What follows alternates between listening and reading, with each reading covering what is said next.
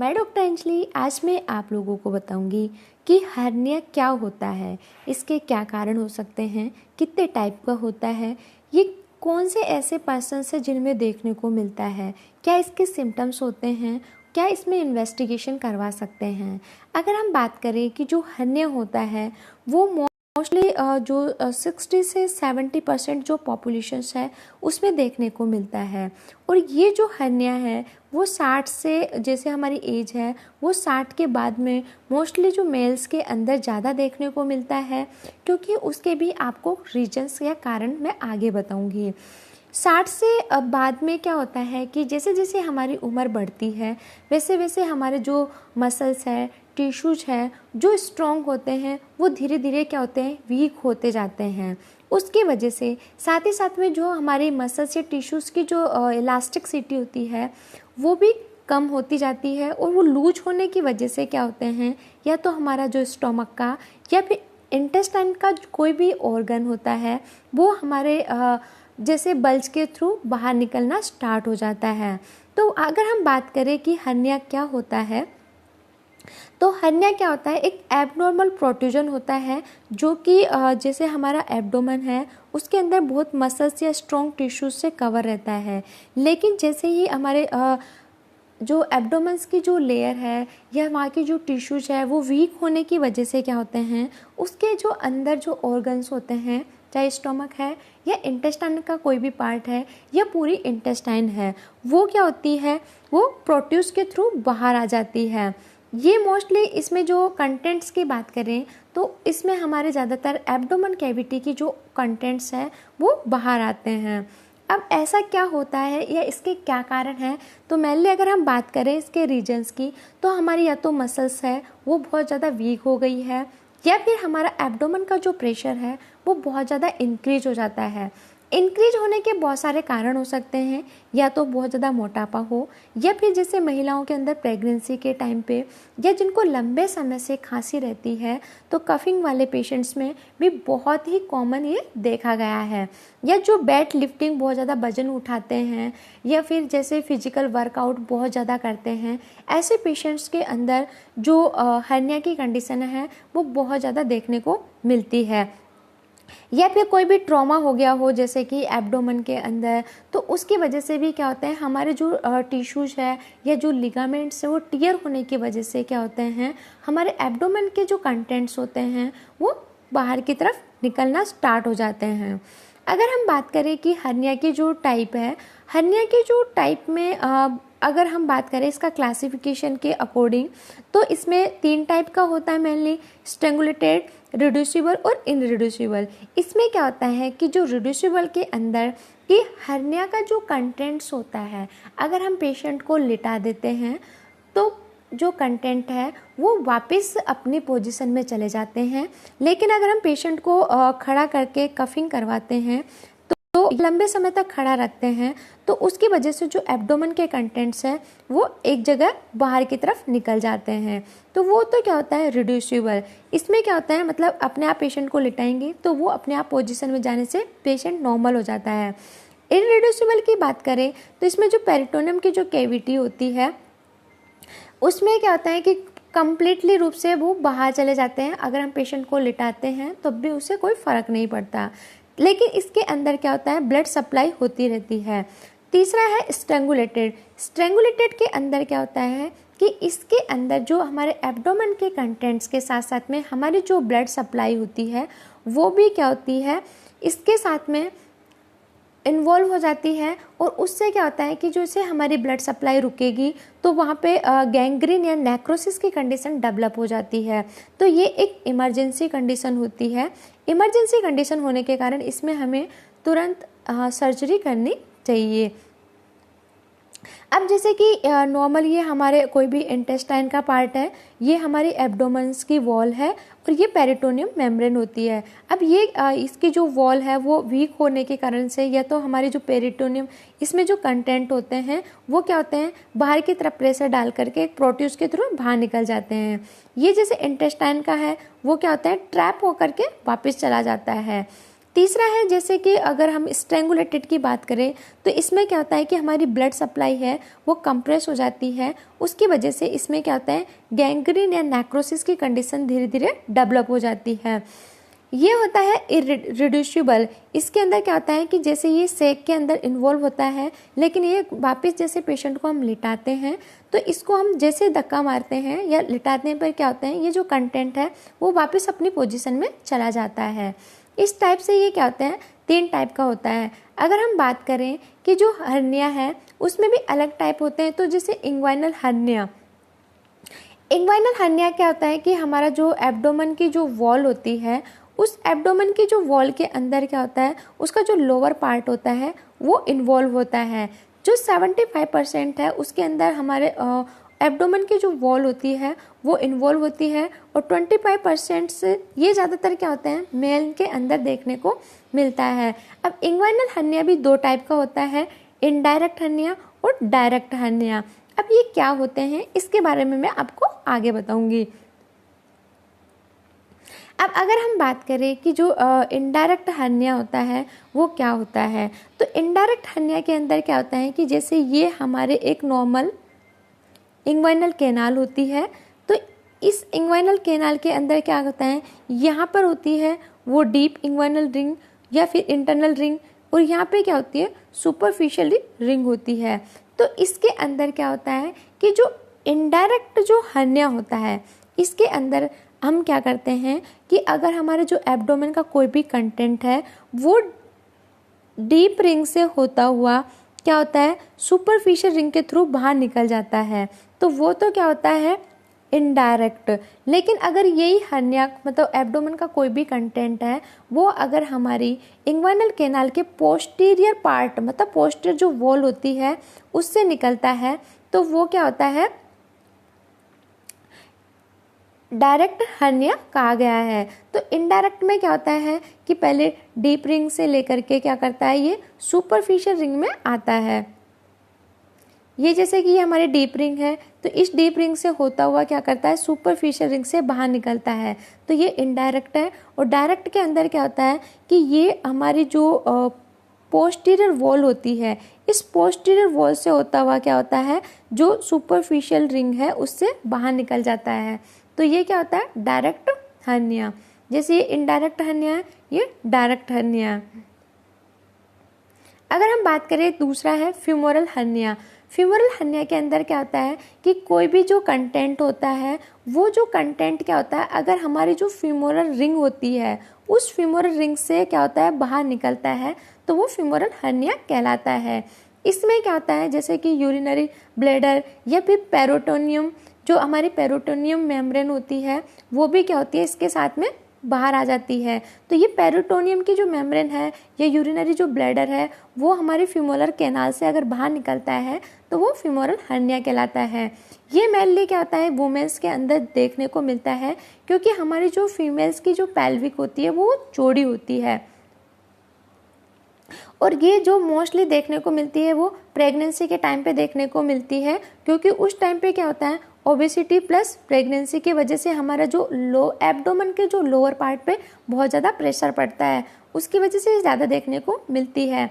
तीसरा है incisional hernia. Incisional hernia में क्या होता है कि जैसे कोई भी हमारी एब्डोमेन की जो सर्जरी हुई थी उसमें क्या होता है जैसे कि हमने इंसिजन लगा दिया लेकिन इसमें कोई भी इन्फेक्शन हो गया हो या फिर जैसे सूचर ढंग से ना लगे हों, तो उस कंडीशन के अंदर क्या होता है या जैसे सूचर्स में इन्फेक्शन होने के बाद में पोस्ट ऑपरेटिव जो कॉम्प्लिकेशंस के रूप में या फिर जैसे वहाँ पे कोई भी सर्जरी का स्कार बन गया हो, तो इसमें क्या होता है कभी कभी इन्फेक्शन होने की वजह से कोई भी जो पार्ट है जहाँ हम उसको इंसिजन लगाते हैं उस सूचरिंग करने के बाद में क्या होता है कि जो एब्डोमेन के कंटेंट उस इंसिजन के थ्रू बाहर निकल जाते हैं। या फिर जैसे कि क्या होता है कि जैसे इंसिजन हीलिंग अपर्याप्त मतलब ढंग से नहीं हुआ हो उस कंडीशन के भी अंदर देखने को मिलता है, या पोस्ट ऑपरेटिव के अंदर जैसे वुंड में इन्फेक्शन हो गया हो या फिर जैसे मोटापा हो तो उसकी वजह से इंसिजन हर्निया देखने को मिलता है। अब अगर हम नॉर्मल का बात करें कि जो नॉर्मल जो हर्निया है उसमें हमें क्या क्या सिम्टम्स देखने को मिलते हैं। तो नॉर्मल जो स्टार्टिंग फेज होती है उसमें हमें ऐसा कोई स्पेसिफिक साइन देखने को नहीं मिलता है, लेकिन जैसे कि बहुत ज़्यादा टाइम हो गया हो लंबे समय से, या जिनको लंबे समय से, जैसे मैंने बताया कि जिनको खांसी रहती है, या फिर लंबे समय से जिनको प्रॉब्लम्स हो रही है पेशाब में जलन या जैसे, तो उस कंडीशन के अंदर क्या होता है, हम उसमें नोटिस करते हैं कि ऐसा कुछ नीचे हैवीनेस जैसा फील हो रहा हो, तो उसमें जैसे कि हमें डिस्कम्फर्ट फील होता है, या फिर जैसे कि हम कोई भी वज़न उठाते हैं तो हमें पेन होता है, और नीचे की तरफ जहाँ पे टेंडरनेस निकलती है और बल्जिंग दिखाई देती है। या जैसे पेशेंट है थोड़ा बहुत भी खांसता है तो उसे ऐसा लगता है कि जैसे इंग्वाइनल रीजन के अंदर या फीमोरल रिंग के वहाँ पर कि जैसे कुछ उभार जैसा बाहर दिख रहा है।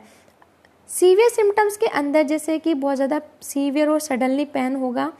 उल्टी जैसा मन करेगा या उल्टी हो सकती है, साथ में उसको कॉन्स्टिपेशन रहता है। तो ये कॉमन सिम्टम्स है जो हर्निया के अंदर देखे जाते हैं। बाकी उसकी जो साइज है प्लस उसकी पोजीशन है और उसकी जो साइट क्या है उस पर डिपेंड करते हैं उसके साइन और सिम्टम्स।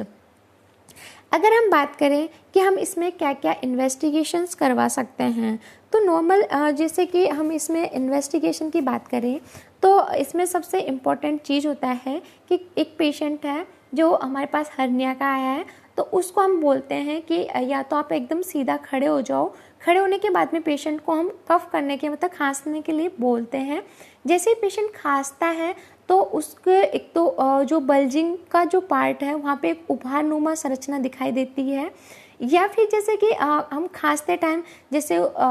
इंग्वाइनल रीजन है उसमें अगर हम फिंगर लगाते हैं या जैसे फिंगर लगाने से वहाँ पे क्या होता है हमें इम्पल्स दिखाई देती है, तो उस कंडीशन के अंदर भी हम पेशेंट को हर्निया को आइडेंटिफाई करते हैं। या फिर जैसे कि पेशेंट को खड़ा करने के बाद में उसको कफ कराते हैं, उसके बाद में जैसे पेशेंट को हम लिटाते हैं, लिटाने के बाद में क्या होता है कि जो हर्निया के जो कंटेंट्स होते हैं वो वापस रिड्यूस होकर के अपनी पोजीशन में चले जाते हैं, तो उसमें भी हम एक आइडेंटिफाई करते हैं कि ये हर्निया ही है। उसके अलावा जैसे हम एक्सरे करवा सकते हैं एब्डोमेन का, तो अगर इसमें किसी भी प्रकार का ऑब्स्ट्रक्शन होगा तो हमें वो दिखाई देने लग जाएगा। जैसे स्ट्रेंगुलेटेड हर्निया है तो उसके अंदर ब्लड सप्लाई भी रुक जाती है, साथ में कोई भी इंटेस्टाइन का जो पार्ट है वो स्ट्रेंगुलेटेड हो जाता है या ट्विस्टेड हो जाता है, तो वहाँ पे जो गैंग्रीन या नेक्रोसिस की जो कंडीशन डेवलप हो गई है तो वो भी हम अच्छे से आइडेंटिफाई कर सकते हैं। उसके अलावा अगर हम बात करें नॉर्मल जैसे कि ब्लड टेस्ट करवा सकते हैं, तो उसमें जैसे CBC करवा सकते हैं या फिर WBC करवा सकते हैं, या जैसे कोई इन्फ्लामेशन के लिए या इन्फेक्शन है या टिश्यूज़ को नेक्रोसिस है तो उसके लिए भी हम एक नॉर्मल टेस्ट करवा सकते हैं। साथ में अगर हम बात करें कि नॉर्मल अगर हर्निया की स्टार्टिंग कंडीशन है तो उसमें हमें पेशेंट को क्या एडवाइस करना चाहिए, तो अगर हम जैसे कि अब इसमें हमने बताया था कि लंबे समय तक इसमें क्या होता है कॉन्स्टिपेशन बना हुआ रहता है, तो हमें बहुत ज़्यादा जैसे स्पाइसी फूड नहीं खाना चाहिए। स्पाइसी फूड के साथ साथ में क्या होता है कि जैसे कि या लंबे समय तक जैसे कि पेशेंट को खाना खाने के बाद में सोना या फिर एकदम बैंड वाली पोजीशन में नहीं बैठना चाहिए, या बहुत ज़्यादा मात्रा में एक्सरसाइज नहीं करवानी चाहिए, या अगर पेशेंट स्मोकिंग करता है तो स्मोकिंग को रुकवा देना चाहिए, क्योंकि अगर स्मोकिंग करेगा तो उसको खांसी की प्रॉब्लम रहेगी और जितनी ज़्यादा उसको खांसी या कफ रहेगा उतने ही ज़्यादा हर्निया की जो कंडीशन और ज़्यादा बढ़ेगी। साथ में अगर हम बात करें कि ऐसे जो गैस बनाएं या कॉन्स्टिपेशन के लिए जैसे कि केला है, बेसन है, ऐसे जो फूड्स हैं उनको हमें अवॉइड करवाना चाहिए, या कोई भी जैसे भारी वजन है उसको भी उठाने से मना करना चाहिए, या साथ में जैसे कि इस पोजीशन के अंदर उसको नहीं बिठाना चाहिए, क्योंकि इस पोजीशन में बिठाने से क्या होता है उसके जो लोअर एब्डोमेन पे प्रेशर पड़ता है और उसकी वजह से जो कंटेंट्स है वो वापस और नीचे की तरफ बढ़ते हैं। या जैसे कि ऐसा खाना जिससे खाना खा करके जो एक्सरसाइज नहीं करते हैं, अब एक्सरसाइज का मतलब ये नहीं है कि कम्प्लीटली हमें बेड रेस्ट करना चाहिए, हमें ऐसी एक्सरसाइज नहीं करनी चाहिए जैसे कि बहुत ज़्यादा वजन उठाना या बहुत ज़्यादा तेज़ रनिंग करना, ऐसी चीज़ें बहुत ज़्यादा फिजिकल वर्कआउट नहीं करना चाहिए। बाकी जैसे थोड़ा बहुत रनिंग है, नॉर्मल वर्कआउट है वो हमारा करना चाहिए। साथ में जैसे वेट गेन ना हो ऐसे फ्रूट्स या ऐसी डाइट ले सकते हैं हम। अगर हम बात करें कि इसमें हम अगर सर्जिकल ट्रीटमेंट है तो वो हम क्या करवा सकते हैं, तो इसमें एक चीज़ और है, हम इसके अंदर 3 फिंगर टेस्ट करवाते हैं। 3 फिंगर जो टेस्ट होता है वो क्या होता है, इसमें क्या होता है कि जो 3 फिंगर टेस्ट होता है वो हम जो हमारी 3 अंगुलियां हैं उससे करते हैं। इसमें क्या होता है कि जैसे कि हमारी जो इंडेक्स फिंगर होती है, इंडेक्स फिंगर है उसको हम कहाँ पर रखते हैं, हमारी डीप रिंग पे रखते हैं। और जो मिड फिंगर होती है उस मिड फिंगर को रखते हैं सुपरफिशियली रिंग पर। और जो रिंग फिंगर होती है, रिंग फिंगर को रखते हैं हम फ्यूमरल कैनाल पर। इस टाइप से हम तीनों अंगुलियों को रखने के बाद में पेशेंट को कफ करने के लिए बोलते हैं कि खांसना है। तो अगर हम जिस अंगुली पे हमें पल्स फील होती है उसके अकॉर्डिंग हम ये आइडेंटिफाई करते हैं कि कौन सा हर्निया कौन से टाइप का है। अगर हमें इंडेक्स फिंगर पे पल्स फील होती है तो ये इनडायरेक्ट हर्निया है। अगर हमें मिडिल फिंगर पे मतलब सुपरफिशियल रिंग पे अगर हमें पल्स फील होती है तो वो डायरेक्ट हर्निया है। अगर हम फीमोरल जो रिंग होती है अगर उस पर जो रिंग फिंगर को रख करके पल्स फील होती है, हमारी जो रिंग फिंगर रखी हुई है, तो वो क्या होता है, फ्यूमरल हर्निया है। इस प्रकार जो 3 फिंगर टेस्ट है वो हर्निया के अंदर बेस्ट टेस्ट के रूप में जाना जाता है, क्योंकि ये टेस्ट है उनसे हम आइडेंटिफाई कर सकते हैं कि हमें कौन से टाइप का हर्निया है और कौन सी पोजीशन पे है। और ये बहुत इजी होता है, इसमें हमें जैसे किसी प्रकार का ब्लड सैंपल इसमें लेने की ज़रूरत नहीं पड़ती है। अगर हम बात करें सर्जिकल मैनेजमेंट, तो सर्जिकल मैनेजमेंट के अंदर अगर इंग्वाइनल हर्निया है या फ्यूमरल हर्निया है तो उसके अंदर जैसे कि नीशन फंडोप्लिकेशन कर सकते हैं, लैप्रोस्कोपी करा सकते हैं या हर्नियोग्राफी करा सकते हैं। इसके अंदर हम मैस भी डाल करके क्या करते हैं, जो हमारे एब्डोमेन के जो कंटेंट्स होते हैं हर्नियोग्राफी के अंदर, उसमें क्या करते हैं हम उस पार्ट को जो बहुत ज़्यादा बल्जिंग हो गई है उसको कट करके हम उसमें स्टिचिंग करने के बाद में हम क्या कहते हैं मेस डाल देते हैं, ताकि जो एब्डोमेन के अपर एब्डोमेन के जो कंटेंट्स है वो नीचे की तरफ ना जाए, वो मेस की वजह से वहीं रुक जाते हैं। तो इसमें क्या करते हैं हम, एक ये बहुत बड़ा प्रोसेस होता है हर्नियोग्राफी, ये पूरा सर्जिकल मैनेजमेंट होता है। अगर हम बात करें कि इसमें हमें पेशेंट की कैसे हिस्ट्री लेनी चाहिए कोई भी ऑपरेट करने से पहले, तो सबसे इम्पॉर्टेंट चीज़ होती है उसकी हिस्ट्री, कि हर्निया में सबसे पहले उसकी हिस्ट्री सबसे इम्पॉर्टेंट चीज़ होती है। पहले हम पेशेंट से ये पूछते हैं उसकी एज क्या है, क्योंकि अगर 65 से ज़्यादा है तो और ज़्यादा रिस्की होता है, क्योंकि उसकी एज के अंदर पेशेंट्स को जैसे जैसे उसकी एज बढ़ रही है तो उसके जो टिश्यूज़ है वो लूज होते जाएंगे, तो उसकी वजह से पेशेंट की हम एज जानते हैं। साथ में उसको कितने टाइम से हर्निया है, ताकि उससे हम आइडेंटिफाई कर सके कि हर्निया कौन सी पोजीशन में है, एक्यूट है, क्रॉनिक है, कितना लंबे समय से है। साथ में उसकी हाइट और वेट है, ताकि उससे हमें पता चले कि उसमें उसकी ओबेसिटी है या नहीं है उसके बारे में। साथ में हर्निया की कौन सी जगह है,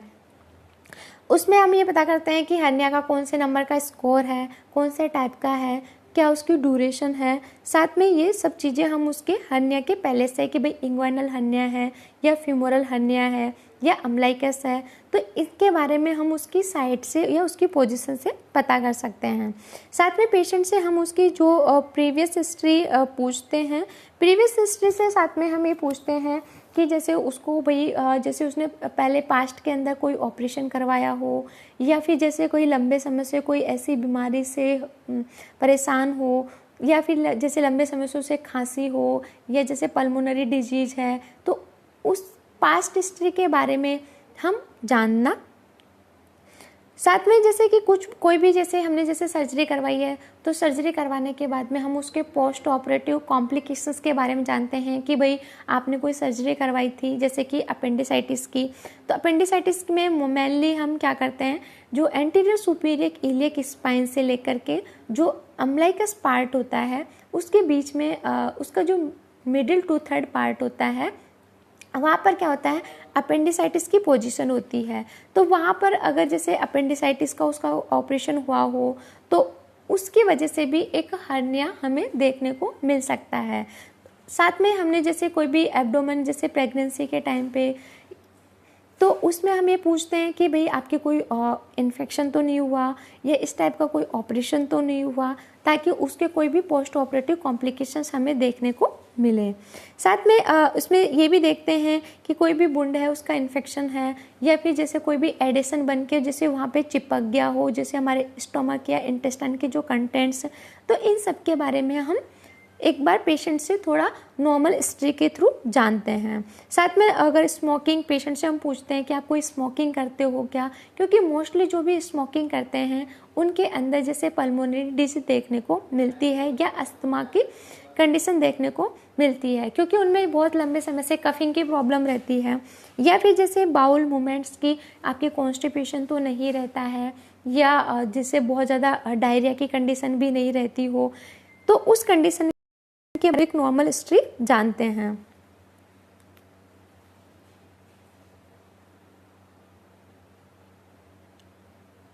क्रॉनिक कफ के बारे में जानते हैं। साथ में हिस्ट्री के अंदर भी हम हर्निया की पोजीशन को जानते हैं कि उसके घर में से जैसे उसके दादाजी को या मम्मी को, तो इनके बारे में, क्योंकि ये कुछ ऐसी होती है फैमिली हिस्ट्रीज जो जेनेटिक भी होती है, तो ये इनके बारे में हमें जानना चाहिए। अब नॉर्मल अगर हमने जैसे कि आप ऑपरेशन कर दिया हमने हर्निया का, तो उसके बाद में हमें कुछ कॉम्प्लिकेशंस देखने को मिलता है, जैसे कि पोस्ट हर्नियोरेफी पेन सिंड्रोम देखने को मिल सकता है, या फिर जैसे हर्निया रिकरेंस दोबारा भी देखने को मिल सकता है, या जैसे हर्निया का हमने ऑपरेट करने के बाद में वहाँ पे वुंड में इन्फेक्शन हो गया हो, या फिर जैसे कोई भी इस्चीमिया की कंडीशन डेवलप होकर के वहाँ पे गैंग्रीन या नेक्रोसिस की कंडीशन भी डेवलप हो जाती है। तो ये हमें एक हर्नियोरेफी या कोई भी सर्जिकल ट्रीटमेंट करते हैं तो उसके बाद में कुछ हमें पोस्ट जो ऑपरेटिव कॉम्प्लिकेशंस देखने को मिलते हैं, इसके बारे में भी हमें थोड़ा ध्यान रखना चाहिए। आई होप आपको हमारा वीडियो अच्छा लगा। अगर अच्छा लगा तो प्लीज़ लाइक करें एंड हमारे चैनल को सब्सक्राइब करें। इससे रिलेटेड कोई भी क्वेरी है तो आप हमारे कमेंट बॉक्स में कमेंट करके पूछ सकते हैं। Thank you.